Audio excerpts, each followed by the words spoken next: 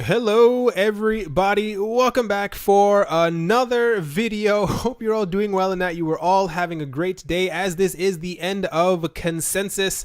Everyone has decided to drop as much news as possible today as opposed to doing it at the beginning of the conference. So here we go. Bitcoin Core developer Jonathan Corgan has joined Jimmy Song in criticizing the seeming lack of Bitcoin focus at this week's Consensus 2018 conference.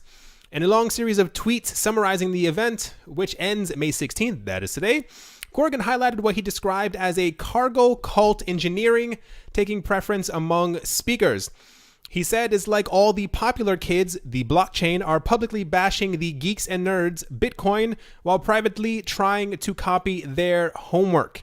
Educator Jimmy Song has been first to publicly pan some aspects of consensus, saying during a panel with a JP Morgan executive that Bitcoin was the real innovation here. I don't see anything other than buzzwords, he said, adding on Twitter afterwards that his words verbalized what probably a large amount of people in the audience were thinking. Continuing the theme, Corgan produced a lengthy explanation of why Bitcoin was the only successful use of blockchain technology. A blockchain is nothing more than an expensive and slow database, he concluded. So, I made a prediction a while ago, and I don't know how many people believed me or cared to believe me. I said we have so many altcoins in this space. When people are looking to get into cryptocurrencies, there was a time where people were just dumping their money into Bitcoin, and then it was into Ethereum, and then it was into Ripple, and then it was into EOS and this and that. We have so many coins now that Bitcoin has not only kind of lost its luster, but it's too expensive for the average investor to actually get into it. So during this entire consensus thing, if you have noticed all the other news that I've been putting out, almost no news about Bitcoin at all. It's about new projects, new coins, older companies who are bringing out their own coins. And I simply think this is because we are going to reach a period, or this may be the beginning of the period, where if Bitcoin does not do something, and I mean as far as like not even just the price moving by itself, if they don't update it properly, there's so many other coins. You can only have a king sitting on a throne for so long. When your king does not move, when your king is too slow, and you have 1,600 other people who claim to be faster and or have this, and they can do this on their platform, we're going to get to a point where Bitcoin will end up being a lot outdated. I know a lot of people don't want to hear that, but it's kind of the situation, and consensus kind of proved it. Especially you'll see as I'm reading through the other news about the other projects that are slowly happening. Even when we had news about Facebook making their own coin, there's going to be a point where Bitcoin is going to have to get it together, because it's not the main focus anymore. Not many people are, when people search for news on cryptocurrencies, they're not searching for Bitcoin. No one's going to spend $8,200 to buy one Bitcoin when they can buy 20 or 30,000 of some other coin that's around 10, 15 cents. It has a possibility of going from 15 cents to $1 a lot easier than Bitcoin has from 8,200 to 82,000. It's just how it kind of is. We know that Bitcoin controls the market, but there was definitely a lack of Bitcoin at this year's consensus. Every single time someone on the panel started talking about Bitcoin, the discussion changed very quickly to Ethereum or any other of the main top coins. Continuing on. Enigma will conduct the first public demonstration of its privacy-oriented blockchain-based protocol at CoinDesk Consensus they did it on Tuesday. Former MIT researcher and Enigma co-founder and CEO Guy Zykind first introduced the technology in 2015, what they are calling secret contracts, seeking to rebuild the foundational layer of Ethereum to address the blockchain's privacy-related shortcomings. The protocol essentially allows nodes to compute using encrypted fragments of these smart contracts without having to decrypt them, which other blockchains cannot do. The protocol, dubbed smart contracts, also facilitates coin mixing, a tactic that obscures the original source of Ether used within the protocol. Likewise, it stands apart from the other privacy guaranteed mechanisms like ZK Snarks, in which one party can prove its possession of information to another party without revealing the information or interacting with the other party. Enigma's protocol, on the other hand, uses a trusted execution environment in which the cryptography is relied upon for certainty, and neither party has an information on their respective data inputs and outputs. This is, along with smart contracts, any coin that can boast some type of privacy going forward is going to, I don't know. We've gotten to a point where, like I said, governments are calling out privacy coins by name, which is a huge red flag. But then also we have situations like the Winklevoss twins adding Zcash. And for a time, it was believed, at least, that the coins that had the most privacy on them would end up being the biggest one. So it will be interesting to see if, as we are getting news about exactly what Ethereum is in America, if companies start building on top of it to make the transactions private, if this will then end up changing things because the government can no longer track exactly what people are sending back and forth. Icon is in the news. Icon, one of the largest blockchain networks in the world, which aims to hyperconnect private and public institutions, has announced a massive partnership with Line Plus, a global social platform with a monthly average user count of over 200 million. Together, the two companies have co-founded Unchain in an effort to construct Line's blockchain network. Apparently, the goal of Unchain is to develop a variety of decentralized applications, or dApps, while also expanding upon Icon's blockchain ecosystem, according to an official blog post from the South Korean blockchain company. Unchain will create a blockchain ecosystem fueled by a token economy where the users are rewarded for the contributions to the network. dApp services discovered through Icon and Unblock, a subsidiary of Line dedicated to blockchain research and to accelerate dApp projects, will be integrated with Unchain. This joint venture takes blockchain and decentralization another step closer to being a part of our everyday lives. If you have time, 10-15 minutes, make sure to go check on YouTube and type in like South Korea blockchain industry, or like South Korea blockchain or South Korea crypto. There's a lot of videos floating around of exactly how big cryptocurrencies are in South Korea. I think I underestimated it. There are so many companies that are being built in South Korea. They are controlling the market for a reason. It's because a large amount of people never really got into stocks and or bonds or whatever the traditional markets, and they find cryptocurrencies to be the easiest way to kind of make money. And this is pretty much why South Korea is kind of dominating. And I think, especially as we go into the future, this is not going to let up. They're creating a lot of things that are going to change the way that we see cryptocurrencies. Adorable. All right. So, Japan-based global investment bank Nomura has announced a venture to establish a custody offering for digital assets, Cointelegraph Japan has reported. The new project aims at removing barriers to institutional investment in the crypto space. I don't know how many times we've seen this line. This is like the line of the year. For institutional investors, this is all that we're getting in the news because everyone is waiting for this money to drop, and it's not just us.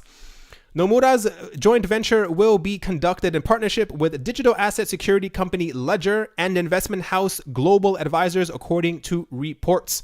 The partners allege that a shortage of robust and legally regulated safekeeping solutions is currently preventing traditional asset managers from building investment vehicles in the crypto ecosystem, emphasizing that overcoming custody and security obstacles is crucial, given that the 1 in 5 financial firms are allegedly considering launching digital asset trading and investment businesses in the coming year. The new digital asset custody venture is dubbed Komainu and will provide infrastructure and an operational framework for institutional investors to integrate their traditional investment vehicles in the frontier crypto industry. Just yesterday, major US crypto wallet provider and exchange service Coinbase announced its own custodial solution to address security and regulatory compliance concerns. Earlier this month, New York Stock Exchange owner ICE revealed its own plans to offer crypto swap contracts that would be listed in Bitcoin, suggesting it too has come up with an SEC compliant custody solution for institutional holders. I think they've forgotten all about us, guys. I don't think we actually even matter anymore in the crypto space. And I don't think I'm joking at all. I think they only care about big money at this point. I'm interested to see exactly how much big money is supposed to be coming into this market, because it's all that's being spoken about right now. But I understand that, it's happening during Consensus.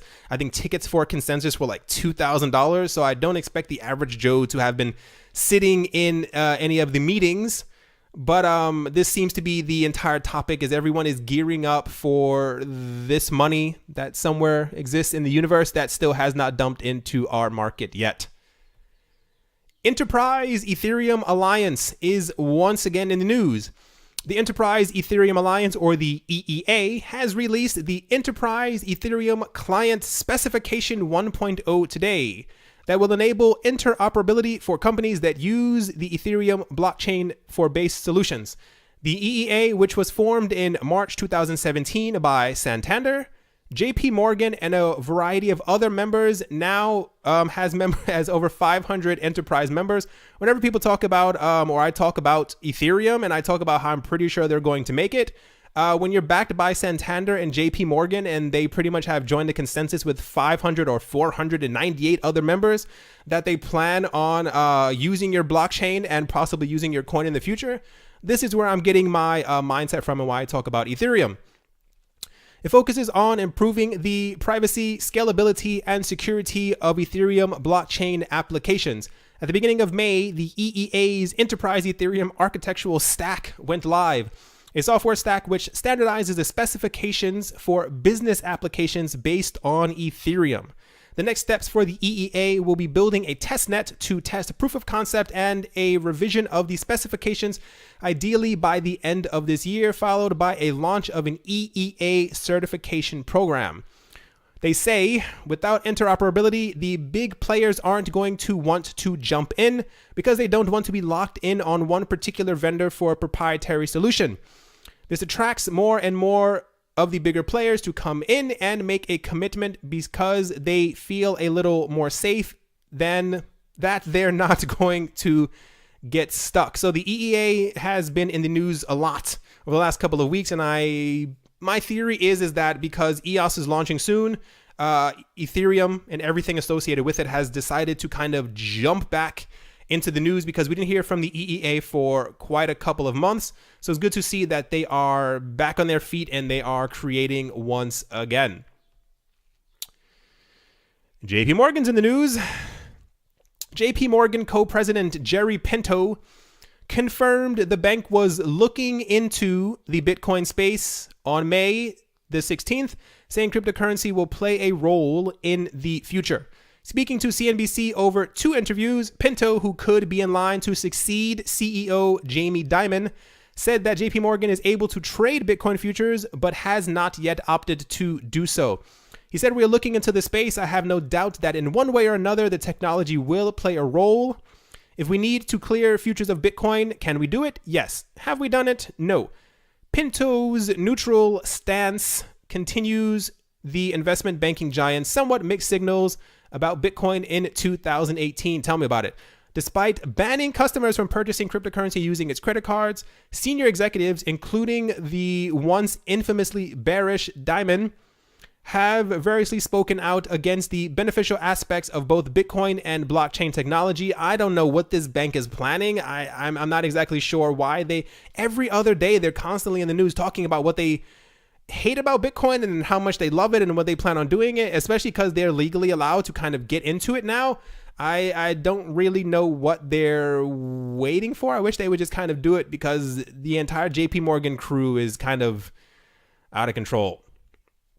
So to continue on, prominent figures on interoperability spoke at a panel discussion at Consensus yesterday. The panel comprised of 4 members, namely Matthew Spoke, who is the founder of Aeon Network, David Schwartz, the chief cryptographer at Ripple, Jutta Steiner, the co-founder of Parity Technologies, and Charlie Lee, the creator of Litecoin. The panel was titled "The Race for Interoperability." It began with the exploration of whether interoperability could reduce the tribalist behaviors exhibited by investors in cryptocurrency, which I've spoken about so many times. I don't understand why people are so tribal in this space. These are computer codes. I don't get it. The panel members spoke about how they explored interoperability and got started with creating products that could realize their vision of interoperability. Matthews talked about how he founded the Aeon network and how it was aimed at interoperability with the Ethereum virtual machine. According to the website, Aeon is a multi-tier system designed to address unsolved questions of scalability and interoperability in blockchain networks. He's an advocate of decentralized interoperability due to data privacy and ownership concerns and the removal of trust-based centralized power structures. I'm not going to read through the entire thing because this is quite a long article. This was actually live yesterday as well, the discussion that they had. It may have probably one of the most awkward things I think I've ever watched in a long time. One of the people who was on the panel was the creator of Litecoin, Charlie Lee. He sat all the way to the left, if I am not mistaken. This guy spoke about 95% of the time. Whenever the guy from Ripple started speaking, people clapped. Whenever Utah started talking a bit, there was like a bit of like a little golf clap in the background. Whenever Charlie Lee spoke, no one moved after. It was incredibly awkward. This guy took up all the spotlight. No one clapped when he said anything, and it was kind of they were sitting there talking about their coins. Pretty much it came down to them smiling in each other's faces as they gently smacked each other because they were all trying to promote their coin and their networks, talking about exactly how much better theirs was than the other people. So you had a couple of people in the audience who were, clapping and really excited when their coin got to have a go. And I felt really bad for Charlie Lee. He also looked a little like slumped in his chair. I don't know exactly what the problem was. Maybe he was tired, maybe had a cold. But it was very awkward to watch that people weren't really clapping for Charlie Lee. Or, I don't know. I guess the entire thing is kind of, I don't know. Litecoin's been having it rough the last couple of months, if you will. One of the last things that has been announced, I'm so out of breath. HTC is in the news.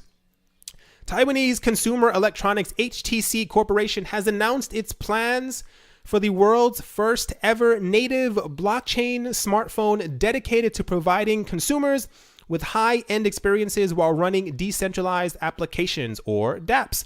It actually gets kind of cool as I go along. Called the HTC Exodus, the smartphone is slated to include a built-in secure hardware enclave and is aimed at helping underlying protocols expand their base of dedicated nodes, thus expanding the total blockchain ecosystem. They said, I want to see a world where the end consumer can truly own their data, their browsing data, identity, assets, wallets, emails, messaging, etc., without the need for central authorities. There is a lot of work ahead of us, but I believe the mobile hardware layer can contribute significantly to our decentralized world. The HTC Exodus will support underlying protocols, including Bitcoin, Lightning Networks, Ethereum, Dfinity, and others. According to Chen, the team is working to support the entire blockchain ecosystem and will therefore be announcing a whole slew of new partnerships in the coming months, which is also very cool. Together, we want to craft the best blockchain and decentralized application experiences to end customers. Of course, the phone will come with a built-in cryptocurrency wallet. Also interesting. More interestingly, each Exodus smartphone will purportedly act as a node for the Bitcoin and Ethereum blockchains. If successful, every phone would essentially expand the scope of both leading cryptocurrencies. This was the coolest thing I think I've heard. I hope that more phone developers, makers, get into this, or at least someone else develop an app that allows other people to do this. How cool would it be if your phone was literally a node on the Ethereum or the Bitcoin network and you helped to expand the network, allowing or disallowing the future of any 51% attack from taking place because you are a protector of the network? Think about how freaking cool it is. Sorry. It's actually really cool to think that this is actually happening. There's no exact word on when this will be coming out. Realistically, if it's less than like $4.99, I might pick one up. A lot of smartphones have been getting kind of expensive. There's one that's like $1,200 right now, and that's not going to happen anytime soon. But yeah, this is about the end of the news. Consensus is still not over, so if anything else crazy ends up happening, I'll definitely bring you guys the news. But you can kind of tell the it's just been, this is what I was saying at the beginning of the video. The entire thing about Bitcoin not being at consensus was kind of a true statement. Bitcoin can only get so big. We've seen its dominance slowly falling over the last couple of months, if you will. And yeah, I mean, it kind of is what it is. We'll see exactly what happens. Thank you everyone for watching. Thank you once again for all the support. I hope you're all having a great, wonderful, amazing, fantastical day. I'm exhausted and I will talk to you all soon. See you.